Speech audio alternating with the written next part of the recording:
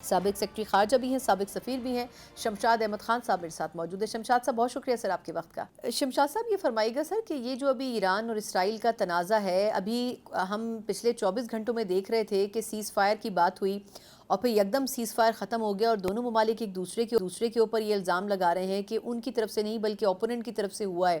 آپ کے خیال میں پریکٹیکلی آپ کو کیا لگتا ہے سر کہ کیا نیتاً اسرائیل کی طرف سے وائلیشن صحیح کی گئی ہوگی یا پھر ایران کی طرف سے کی گئی ہوگی، اور کیا اب سیز فائر کی طرف واپس جا سکیں گے یہ دونوں ممالک دوبارہ سے، کیونکہ اسلامی ممالک انکلوڈنگ پاکستان ایفرٹس تو کر رہے ہیں؟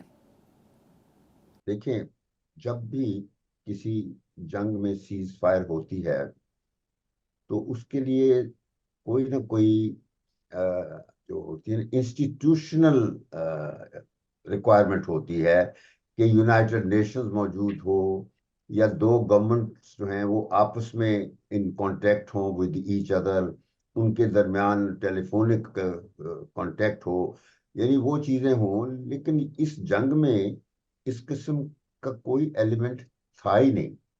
جس طرح یہ شروع ہوئی، جس طرح یہ کنڈکٹ ہوتی رہی، یہ دراصل بات ہے ایک ایسے پریزیڈنٹ کی جو بنیادی طور پر وہ نہ سیاستدان ہے، میں ڈونلڈ ٹرمپ کی بات کر رہا ہوں، نہ وہ سیاستدان ہے، نہ وہ سفارتکار ہے، نہ وہ ڈپلومیٹ ہے، اور ہے تو وہ صرف بزنس مین، اور بزنس مین بھی ایسا جو صرف پوکر گیم کھیلتا ہے۔ ٹرمپ پہلا پریزیڈنٹ نہیں ہے جس نے کوئی دنیا میں اس قسم کی تہس نہس کی ہے۔ میں آپ کو بتاؤں کہ اس سے پہلے جب 9/11 ہوا تھا، جب آج سے 25 سال پہلے، تو اس وقت بھی نیا پریزیڈنٹ تھا جو بڑے جارج بش کا بیٹا تھا، چھوٹا بش، جارج ڈبلیو بش۔ تو اس نے 9/11 کے فوراً بعد افغانستان پر حملہ کر دیا تھا، اور افغانستان کے فوراً بعد عراق پر حملہ کر دیا، یعنی جنگیں شروع کر دی تھیں، اور اس کے بعد پھر دنیا کو تہس نہس کر دیا تھا۔ یعنی وہ پھر جنگ جو تھی جو اس نے شروع کی تھی وہ کم از کم 20 سال امریکہ نے لڑی۔ یعنی امریکہ نے اس جنگ کو جوائن کیا تھا صرف ایک اس میں حادثے کے بعد یا سانحے کے بعد جو 9/11 تھا، لیکن کوئی ایگزٹ اسٹریٹجی نہیں تھی، کوئی ایگزٹ پلان نہیں تھا۔ تو پھر بالآخر اس کو پاکستان نے پھر وہ جنگ ختم کروائی، وہ جنگ پھر ختم ہوئی باقاعدہ طریقے سے۔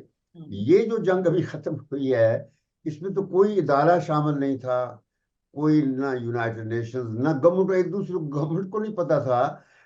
ہم لوگ بھی صبح اٹھے ہیں تو ہمیں پتا چلا کہ رات سیز فائر ہو گیا ہے۔ اور پھر یہ ہے کہ دونوں ملکوں میں ایران اور اسرائیل کے درمیان ٹائم کا فرق ہے۔ اب اگر تھوڑی بہت وائلیشن ہوئی ہے، میرے خیال میں وہ اس وجہ سے بھی ہے کہ جو جس ٹائم پہ سیز فائر کا فیصلہ ہوا ہے اس وقت ایران میں ہے آلریڈی فائرڈ کوئی کپل آف میزائل اس نے فائر کر دیے ہوں گے، اور وہ میزائل کوئی فوری تو نہیں چلے جاتے کہ آنے فانے چلے جاتے ہیں۔ پہلے تو یہ ٹائم کا فرق ہے، ہم ایران کا ٹائم اسرائیل کے ٹائم سے 2 یا 3 گھنٹے آگے ہے، تو اس وجہ سے وہ میزائل پہنچتے پہنچتے سڈنلی سیز فائر ہو جاتا ہے۔ تو وہ اس وجہ سے کنفیوژن ہو سکتا ہے۔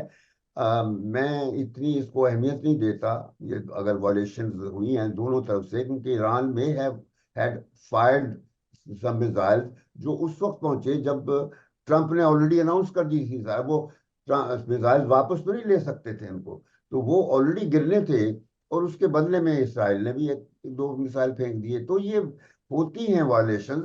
اور سچی بات پوچھیں تو جس طرح ٹرمپ نے سیز فائر انڈیا اور پاکستان کے درمیان کروائی تھی یہ مئی کے مہینے میں، تو وہ بھی اسی قسم کی کنفیوژن تھا، کسی کو نہیں پتا کہ کون سیز فائر جو ہے وہ آپریٹ کروا رہا ہے۔ اس کی پہلی ٹرم جو تھی that was also full of اس قسم کی ٹام فولریز جن کو کہا جاتا ہے نا، وہ تھی۔ اچھا میں اس کو ہمیشہ مجھے ٹویٹنگ ٹرمپ جی کہا کرتا تھا، ٹویٹنگ ٹرمپ۔ مجھے سر ایک سوال کی اجازت دیں. آپ کے خیال میں اس وقت پاکستان کی امپورٹنس کیا ہو سکتی ہے ریجن میں؟ کیونکہ دیکھیں جس طرح قطر کے اوپر بھی ایران نے اٹیک کیا، لیکن کہا کہ وہ برادر اسلامی ملک ہے اور اصل مقصد قطر کو ٹارگٹ کرنا نہیں تھا. پھر پاکستان جو ہے وہ چین کے ساتھ مل کر، ترکی کے ساتھ مل کر یا رشیا کے ساتھ مل کر اس جنگ کو ختم کرنے کے لیے ایفرٹس کر رہا ہے. آپ کے خیال میں، ہم نے قومی سلامتی کمیٹی کا کل اجلاس ہوا، اس میں ہم نے اعلامیے میں بھی کنڈیم کیا ہے ایران پر حملوں میں. اس سے زیادہ کیا پاکستان کو کیا ایفرٹ کرنی چاہیے، یا آپ کے خیال میں اتنا کافی ہے؟ کیونکہ جب پاکستان اور بھارت کی جنگ ہوئی تھی تو اس وقت ایران نے کھل کر بھارت کو کنڈیم بھی نہیں کیا تھا. تو آپ کے خیال میں پاکستان کو کس لیول تک جانا چاہیے؟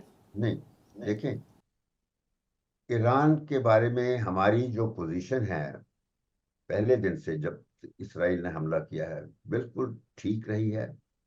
ہمارا فارن آفس بہت اچھے طریقے سے آپریٹ کر رہا ہے، اور اس کی وجہ ہے یہ جو ہماری فارن منسٹری یا فارن آفس ہے، یہ پاکستان کی دوسری جو منسٹریز ہیں ان کے برعکس، کیونکہ وہ منسٹریاں جو ہوتی ہیں وہ بنیادی طور پر جو پرسنالٹیز ہوتی ہیں نا، جس طرح پرائم منسٹر کون ہے، حکمران کون ہے، تو وہ ان کی آرڈرز کا انتظار کرتی ہیں. فارن آفس جو ہوتا ہے وہ they are committed only to the ریاست پاکستان، اسٹیٹ کے لیے کرتے ہیں. تو فارن آفس نے جو پوزیشن لی ہوئی ہے وہ بالکل ٹھیک لی ہوئی ہے، اور وہ ہماری اس پوزیشن کے مطابق ہے جو ہمیں آئین میں کہتی ہے کہ ہم نے مسلم دنیا کے ساتھ ایک اپنی سولیڈیرٹی مینٹین کرنی ہے. اور یہی وہ پوزیشن ہے جس کا ہمیں قائد اعظم نے کہا تھا جب وہ زندہ تھے. شمشاد صاحب، سر معذرت آپ کی بات کاٹ رہی ہوں، لیکن لاسٹ فیو منٹس ہے میرے پاس. ابھی آپ نے بھارت کا ذکر کیا سر، یہ میں آپ کی رائے اس پہ بھی جاننا چاہ رہی ہوں کہ آپ کے خیال میں یہ جو بھارت کے ایجنٹس ایران کی گراؤنڈ کے اوپر رہتے ہوئے موساد کو فیسیلیٹیٹ کر رہے ہیں، کیا ایران اپنی پالیسی آپ کو لگتا ہے کہ اب بھارت کے حوالے سے ریویو کرے گا؟ سرٹنلی، دیکھیں اس میں تو کوئی شک نہیں ہے، اور بھارت کا تو ہم سے بہتر اور کوئی نہیں جانتا. ہم ایران کو پہلے بتاتے رہے ہیں، ہمارے خلاف بھارت وہاں سے بیٹھ کر سازشیں کرتا رہا ہے. کلبھوشن جو ہم نے یادو پکڑا ہوا ہے تو اس کی مثال ہے. وہ ہماری جو جیو پولیٹیکل لوکیشن ہے وہ اتنی زبردست ہے کہ انڈیا تو اس کے مقابلے میں کہیں بھی نہیں ہے. India is the most isolated country. اس کے ایک طرف چین ہے، دوسری طرف پہاڑ ہیں، تیسری طرف سمندر ہے، اور چوتھی طرف پاکستان ہے. انڈیا کے تو سارے راستے بند ہیں. پاکستان جو ہے دنیا کے ہر علاقے سے ملا ہوا ہے. مڈل ایسٹ سے ملا ہوا ہے، ایسٹ ایشیا سے، نارتھ ایشیا سے، سمندر سے، چین کے ساتھ، افغانستان کے ساتھ، ایران کے ساتھ، یورپ سے. یعنی it's a virtual bridgehead ہے پاکستان. بدقسمتی ہمارے حکمرانوں نے اس کو بنا دیا یہ ہے کہ اپنی جیو پولیٹیکل لوکیشن کو بجائے ایسٹ بنانے کے، ایک سرمایہ بنانے کے، انہوں نے اس کو لائبلٹی بنا چھوڑا. بہت بہت شکریہ. شمشاد احمد خان صاحب سابق سفیر بھی ہیں، سابق سیکرٹری خارجہ بھی ہیں. یقیناً امریکہ اور خاص طور پر اس خطے میں جو تبدیلیاں ہو رہی ہیں اس کو بخوبی سمجھتے ہیں، اور یقیناً اس حوالے سے ایک مسترد رائے ضرور موجود ہے کہ پاکستان کو اپنے جو اسٹریٹجک جو کور ایشوز ہیں ان کو بھی مد نظر رکھنا ہوگا. ایک حد سے زیادہ پاکستان کے لیے بھی اس لڑائی میں کودنا نقصان دہ ثابت ہو سکتا ہے.